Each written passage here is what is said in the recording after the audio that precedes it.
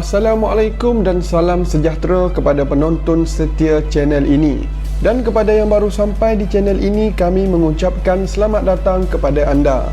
Berikut adalah 9 peristiwa darurat di Malaysia yang ramai tidak tahu. Umum diketahui, negara Malaysia baru sahaja melaksanakan darurat seperti yang disiarkan secara langsung di televisyen dan dikongsi di laman sosial baru-baru ini. Yang di-Pertuan Agong Al-Sultan Abdullah Riayatuddin Al-Mustafa Bilal Shah telah memberi perkenan pengisytiharan perintah darurat dilaksanakan sehingga 1 Ogos. Darurat yang dilaksanakan ini adalah sebagai langkah proaktif membendung wabak COVID-19 di Malaysia yang semakin meningkat naik saban hari. Untuk pengetahuan umum, darurat kali ini adalah kali yang ke-9 yang berlaku di Malaysia.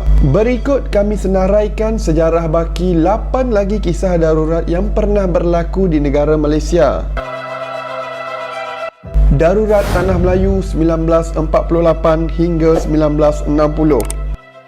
Setelah tentera Jepun menyerah kalah kepada British, berlaku kekosongan kuasa terutamanya di kawasan pendalaman. Kekosongan ini telah diisi dengan kebangkitan tentera-tentera yang berhaluan komunis, iaitu Parti Komunis Malaya. Anggota-anggota komunis PKM telah bermaharajalela di Tanah Melayu ketika itu dengan bertindak zalim dan melulu.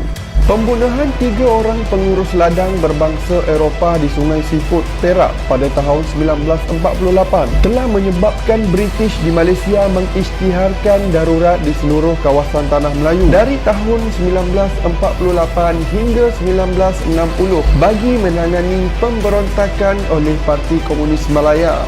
Konfrontasi Indonesia-Malaysia adalah konflik yang berlaku akibat penentangan Indonesia terhadap pembentukan Malaysia. Penentangan ini telah dilakukan oleh Presiden Soekarno kerana menganggap pembentukan negara Federasi Malaysia adalah bentuk jajahan baru. Tentangan Soekarno telah berubah daripada sekadar perang kata-kata menjadi konfrontasi ketenteraan. Askar-askar Indonesia mula dikerah untuk menyelinap masuk ke sempadan Malaysia. Akhirnya Perdana Menteri Malaysia pertama, Tunku Abdul Rahman Putra Al-Haj, mengisytiharkan darurat berikutan daripada peningkatan aktiviti tentera Indonesia ini. Sarawak 1966. Kerajaan mengisytiharkan proklamasi darurat di Sarawak pada 14 September 1966 susulan krisis politik membabitkan Kerajaan Persekutuan dan Ketua Menteri Sarawak pertama, Tan Sri Stephen Kalong Ningkan. Rusuhan kaum 13 Mei 1969. Peristiwa 13 Mei adalah insiden rusuhan kaum pada tahun 1969 yang berlaku susulan pilihan raya umum di Malaysia pada tahun itu. Peristiwa terbabit telah meragut nyawa serta harta benda dan merupakan satu titik hitam dalam sejarah negara Malaysia. Parlimen digantung dan Majlis Gerakan Negara ditubuhkan untuk mengembalikan keamanan dan kestabilan di dalam negara. Kelantan 1977.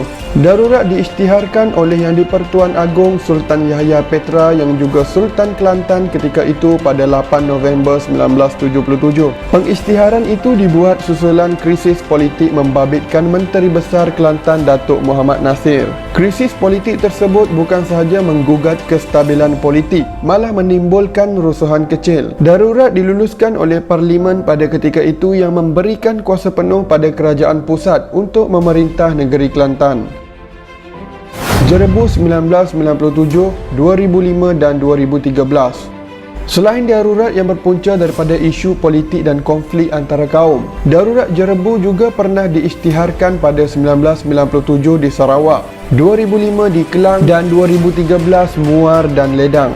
Darurat itu dilaksanakan susulan pencemaran udara yang berbahaya dan tidak sihat. Punca Jerebu yang melanda adalah akibat daripada kebakaran hutan di Pulau Sumatera di Indonesia yang dipercayai disebabkan aktiviti membakar belukar dan hutan untuk membersihkan tanah semasa musim kering untuk tujuan pertanian. Darurat Parlimen Batu Sapi 2020. Yang di-Pertuan Agong Al-Sultan Abdullah Riayatuddin Al-Mustafa Bilal Shah mengisytiharkan darurat di Parlimen Batu Sapi pada 18 November 2020. Pengisytiharan itu sekaligus membatalkan pilihan raya kecil Parlimen Batu Sapi bagi mengekang dan menghalang berlakunya gelombang keempat penularan pandemik COVID-19.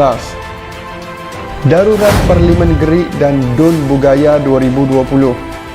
Yang di-Pertuan Agong Al-Sultan Abdullah Riayatuddin Al-Mustafa Bilal Shah berkenan mengisytiharkan perintah darurat di Parlimen Gerik, Perak dan Dewan Undangan Negeri Bugaya Sabah pada 16 Disember 2020. Ia sekaligus membatalkan dan menanggungkan pilihan raya kecil 2 kerusi berkenaan yang dijadualkan serentak pada 16 Jan 2021.